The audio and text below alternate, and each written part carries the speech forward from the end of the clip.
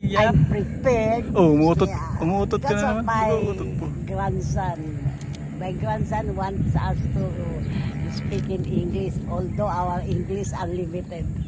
Yeah. Only a pocket full. Eh, pag-usap pa sa Still Arabo yan. dangerous. We have to borrow English to other people. Ma. Is there any Ma. people there? Huh? Yung Arabo, pinipilit niya mag-English. Yung hindi nga marunong mag-English. Sabi ng Arabo, no English, no English. No, English, Sabi no ni English, Po. please. Speak English, bro. Oh, ganun pa siya. Ang yabang eh. That is the reason why I'm prepared here. Doing everyday walking, Yeah, jogging, stretching, and inhale, exhale.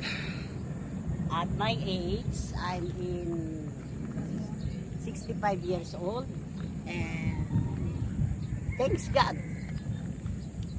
all my vices, my disease gone because on this Yeah, way, yeah.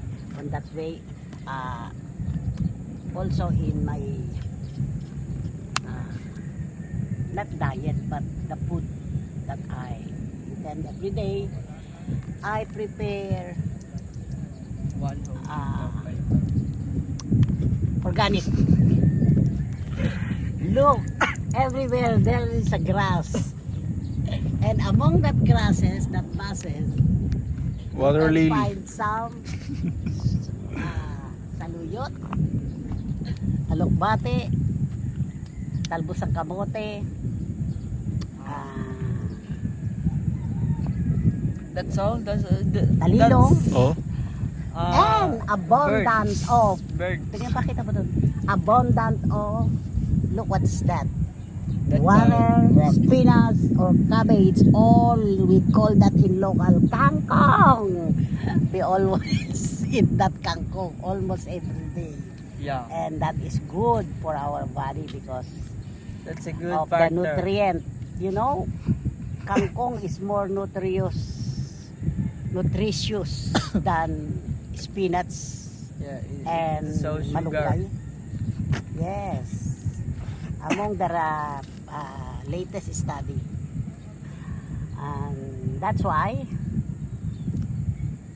we don't need to buy expensive vegetable because a lot in our environment. This is not our backyard. Ako din That yung Tagalog. is great. You can get that, but people here living in that shanty, look at that. There is a shanty, barong-barong in Tagalog, standing in water, and a lot of people here, they can find their needs, not only needs, but their way of earning money.